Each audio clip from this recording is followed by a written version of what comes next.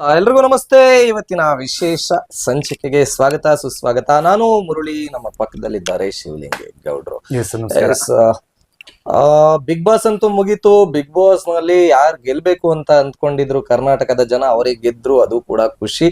So ಆ ಖುಷಿಯ ನಡುವೆ ಕೆಲವರ ಒಂದು ಮಾತುಗಳು ಈಗ ತಾರಕಕ್ಕೆ ಏರಿರ್ತಕ್ಕಂಥದ್ದು. ಅಂದ್ರೆ ಅವರು ಮಾತಿನ ಬರದಲ್ಲಿ ಮಾತಾಡಿದ್ರು ಅಥವಾ ಒಂದು ಏನಂತಾರೆ ನಮ್ ಜೊತೆಲಿರೋ ಹುಡುಗ ಅಂತ ಅನ್ಬಿಟ್ಟು ಮಾತಾಡಿದ್ರು ಅಥವಾ ಅವನನ್ನ ಯಾರು ಕೇಳೋದಕ್ಕಿಲ್ಲ ಅಂತ ಮಾತಾಡಿದ್ರು ಗೊತ್ತಿಲ್ಲ.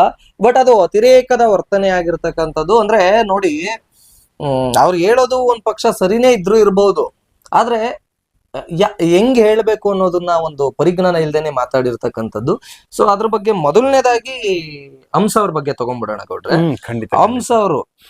ಹಂಸ ಅವರು ಹೇಳ್ತಾರೆ, ಓಕೆನಾ, ಯಾವ್ದು ಒಂದು ಮೀಸಲಾತಿ ವಿಚಾರಗಳ ಬಗ್ಗೆ ಮಾತಾಡ್ತಾರೆ. ಅಂದ್ರೆ ನೋಡಿ, ಮುಗ್ಧರನ್ನ ಕರ್ಕೊಂಡ್ ಬರ್ತಾರೆ, ಹೌದು ಅದ್ರಲ್ಲಿ ನಾವು ಒಪ್ಕೊಳ್ಳುವಂತದ್ದಿದೆ. ಆದ್ರೆ ಹನುಮಂತ ಎಲ್ಲೋನು ನಾನ್ ಮುಗ್ಧ ಅನ್ನೋದನ್ನ ಎಲ್ಲೂ ಟ್ಯಾಗ್ ಲೈನ್ ತೋರ್ಸಿಲ್ಲ ಅವನು.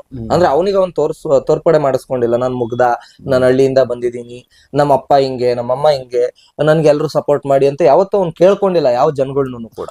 ಸೊ ಅವ್ನ್ ಮುಗ್ಧತೆ ಜನಗಳಿಗೆ ಇಷ್ಟ ಆಗಿ ಜನಗಳು ಓಟ್ ಹಾಕಿರ್ತಕ್ಕಂಥದ್ದು. ಆದ್ರೆ ಹಂಸ ಅವ್ರು ಇದ್ರ ಬಗ್ಗೆ ಒಂದು ಮಾತು ಹೇಳ್ತಾರೆ. ಅದನ್ನ ಬಿಟ್ಟು ಇನ್ನೊಂದು ವಿಚಾರ ಹೇಳ್ತಾರೆ, ನಾವು ಜನರಲ್ ಕ್ಯಾಟಗರಿ ಅವರು ಇಷ್ಟು ದುಡ್ಡು ಕಟ್ಕೊಂಡು ಅಷ್ಟು ದುಡ್ಡು ಕಟ್ಕೊಂಡು ಫೀಸ್ ಕಟ್ಕೊಂಡು ಬಂದಿರ್ತೀವಿ, ಓಕೆನಾ.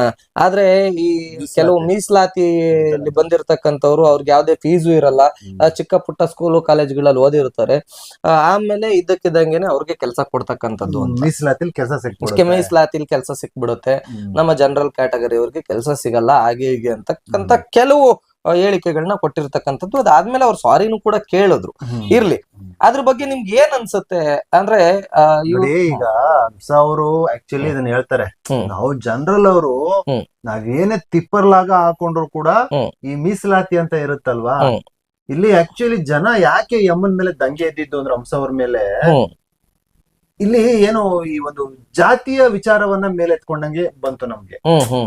ಆಯ್ತಾ, ಇಲ್ಲಿ ಹನುಮಂತ ಲಂಬಾಣಿ ಅವರು ಆಕ್ಚುಲಿ ದಲಿತರು ಅಂದ್ಬಿಟ್ಟು ಈ ರೀತಿಯಾಗಿ ಇವರು ಅವರನ್ನ ಇದ್ ಮಾಡ್ತಾ ಇದ್ದಾರೆ, ಪೋರ್ಟ್ರೈಟ್ ಮಾಡ್ತಾ ಇದ್ದಾರೆ, ಮತ್ತೆ ಅವರ ಒಂದು ದ್ವೇಷವನ್ನ ತೀರಿಸ್ಕೊಳ್ತಾ ಇದ್ದಾರೆ ಈ ರೀತಿ ಅನ್ನುವಂಥದ್ದು.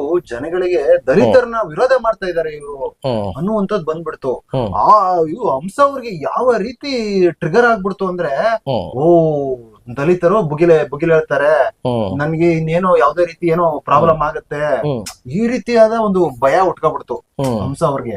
ಆಕ್ಚುಲಿ ಅದಕ್ಕೇನೆ ಅವರು ನೆನೆ ಬಂದು ಕ್ಷಮೆಯನ್ನ ಕೇಳ್ತಾರೆ. ನಾನು ಹೇಳಿದಂತ ವಿಧಾನ ಬೇರೆ, ಆದ್ರೆ ಅದನ್ನ ಬೇರೆ ಬೇರೆ ರೀತಿಯಾಗಿ ತಿರುಗಿಸಿ ಎಲ್ಲ ಮಾಡ್ತಾ ಇದ್ದೀರ ತಾವುಗಳು, ಹಂಗಾಗಿ ದಯವಿಟ್ಟು ಇದನ್ನ ಇಲ್ಲಿ ಬಿಟ್ಬಿಡಿ, ನನಗ್ ಪ್ರಾಬ್ಲಮ್ ಆಗುತ್ತೆ, ಇಲ್ಲಿ ನಿಲ್ಲಿಸ್ಬಿಡಿ ಅನ್ನುವಂಥದ್ದನ್ನ ಆಕ್ಚುಲಿ. ಅಲ್ಲ, ನಾನೊಂದು ಹೇಳೋದೇನ್ ಗೊತ್ತಾ, ನೀವ್ ಹೇಳಿದ್ರಿ ಈಗ ಹಂಸ ಅವ್ರ ಆತರ ಹೇಳಿದ್ರಲ್ಲ, ಒಂದು ನಮಗ್ ಗೊತ್ತಿರೋ ಪ್ರಕಾರ ಈಗ ದೊಡ್ಡ ಶಾಲೆ ಚಿಕ್ಕ ಶಾಲೆ ಅಂತ ಅನ್ಬಿಟ್ಟು ಈ ಏನಂತಾರೆ ದುಡ್ಡಿರೋರು ದುಡ್ಡಿಲ್ದೇ ಇರೋರು ಮಾಡ್ಕೊಂಡಿರ್ತಕ್ಕಂಥ ಒಂದು ವಿಧಾನ. ಓಕೆನಾ, ನಾನು ಇಂಗ್ಲಿಷ್ ಮೀಡಿಯಂಗೆ ಸೇರಿಸ್ತೀನಿ, ನನ್ನ ಹತ್ರ ದುಡ್ಡು ಐತೆ ಅಥವಾ ಇನ್ನೊಂದು ಮತ್ತೊಂದು ಅಂತಂದು. ಈಗ ಯಾರ್ರೀ ಆತರ ಮಾಡ್ತಾರೆ? ಎಲ್ರು ಇಂಗ್ಲಿಷ್ ಮೀಡಿಯಂಗೆ ಸೇರಿಸಿರ್ತಾರೆ. ಮತ್ತೆ ನಮ್ ಗೌರ್ಮೆಂಟ್ ಶಾಲೆಗಳನ್ನ ನೀವು ಒಂದು ಇದನ್ ಮಾಡಿರ್ತಕ್ಕಂಥದ್ದು ಮಾತಾಡಿದಿರಿ ನೀವು. ಒಂದು ಗೌರ್ಮೆಂಟ್ ಶಾಲೆಗಳಂದ್ರೆ ಈಗ ಅವ್ರು ಮೀಸಲಾತಿ ಬಗ್ಗೆ ಮಾತಾಡಿದ್ದಾರೆ ಅಂತಂದ್ರೆ ಗೌರ್ಮೆಂಟ್ ಶಾಲೆಗಳೇ ಬರುತ್ತೆ. ಅರ್ಥ ಆಯ್ತಾ? ಗೌರ್ಮೆಂಟ್ ಶಾಲಾ ಒಂದು ಇದ್ರ ಬಗ್ಗೆನೆ ಬರುತ್ತೆ. ಅಂದ್ರೆ ಇವ್ರ ಹತ್ರ ದುಡ್ಡಿದ್ದು ಇವರು ಐಫೈ ಸ್ಕೂಲು ಐಫೈ ಆಗಿ ಒಂದು ಇದನ್ನ ತಗೊಂಡಿದ್ದಾರೆ.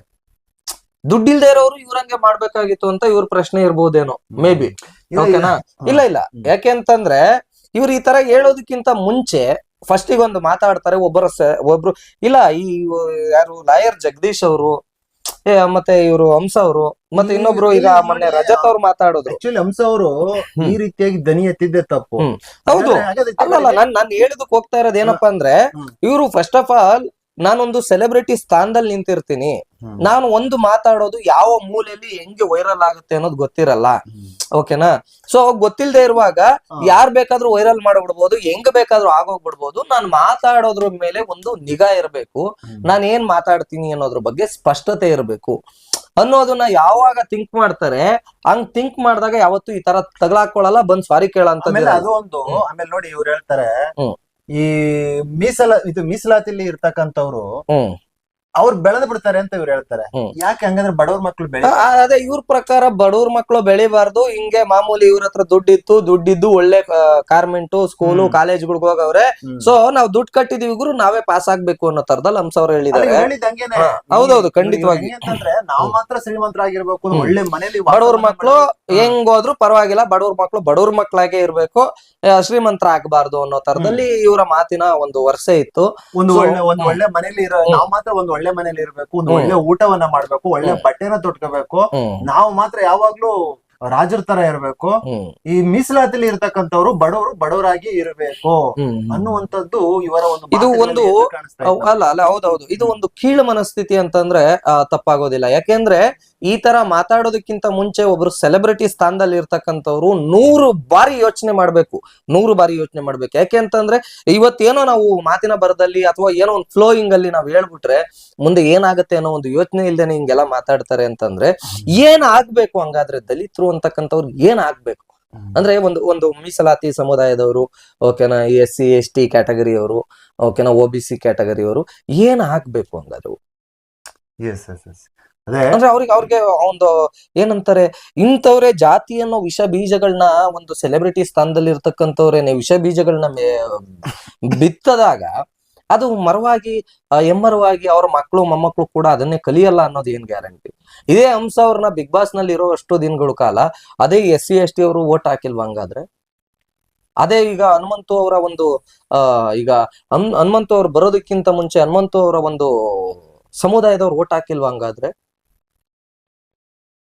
ಯಾಕೆ ಈ ತರ ಈಗಿನ ಒಂದು ಇದು ಸನಾತನ ಧರ್ಮ ಅನ್ನೋದನ್ನ ಒಂದೇ ಹಿಂದೂ ಧರ್ಮ ಆಗಿ ನಿಂತ್ಕೋಬೇಕು ಅಂತ ಅನ್ಬಿಟ್ಟು ಹೋರಾಡ್ತಾ ಇರುವಂತ ಸಮಯದಲ್ಲಿ ನೀವು ಹಿಂಗೆ ಜಾತಿ ಜಾತಿ ಜಾತಿ ಜಾತಿ ಅಂತ ಹೊಡೆದಾಡ್ತಾ ಇದ್ದಾಗ, ಜಾತಿ ಬಗ್ಗೆ ಏನೋ ಒಂದು ಧ್ವನಿ ಎತ್ತಿ ಮಾತಾಡಿದಾಗ ಇದರಿಂದ ಎಷ್ಟು ಅಪಾಯಗಳು ಬರುತ್ತೆ ಅನ್ನೋದನ್ನ ಯೋಚನೆ ಮಾಡ್ದಂಗ್ ಮಾತಾಡ್ತಿರಲ್ಲ ತಾವುಗಳು. ಸೊ ಅದೇ ವಿಪರ್ಯಾಸ ಅಂತಕ್ಕಂಥದ್ದು ತಪ್ಪಾಗಲ್ಲ. ಮತ್ತೆ ಹಿಂಗೆ ಜಾತಿ ಬಗ್ಗೆ ಇಟ್ಕೊಂಡಿರ್ತಕ್ಕಂಥವ್ರನ್ನ ಬಿಗ್ ಬಾಸ್ ಯಾಕೆ ಸೆಲೆಕ್ಟ್ ಮಾಡುತ್ತೆ? ಯಾಕೆ ಅಂತಂದ್ರೆ ನೋಡಿ, ಬಿಗ್ ಬಾಸ್ ಏನ್ ತಪ್ಪಲ್ಲ, ಈಗ ಆತರ ತಪ್ಪ ಅಂತ ತಗೊಳಕ್ ಹೋದ್ರೆ ಹನುಮಂತನ್ ಸೇರಿಸ್ಕೊಳ್ತಲೇ ಇರ್ಲಿಲ್ಲ. ಅದೇ ತರದಲ್ಲಿ ಈಗ ಯಾವ್ಯಾವ ಜಾತಿ ಅಂತ ನೋಡಿ ಸೇರಿಸ್ಕೊಂಡಿರೋ ತುಂಬಾ ಕಮ್ಮಿ ಅಂತ ನನ್ನ ಅನಿಸಿಕೆ. ಹನುಮಂತ ಅವರು 50 ಲಕ್ಷ ರೂಪಾಯಿ ಬಂದಿದೆ, ಅಯ್ಯಪ್ಪ ಏನೋ ಅದನ್ನ ತಗೊಂಡು ಬೇರೆಯವ್ರು ಬಂದಿದ್ರೆ ಅದೊಂಥರ ಅವರು ಬೇರೆ ಬೇರೆ ರೀತಿಯಾಗಿ ಅದನ್ನ ಯೂಸ್ ಮಾಡ್ಕೊಳ್ತಾ ಇದ್ರು.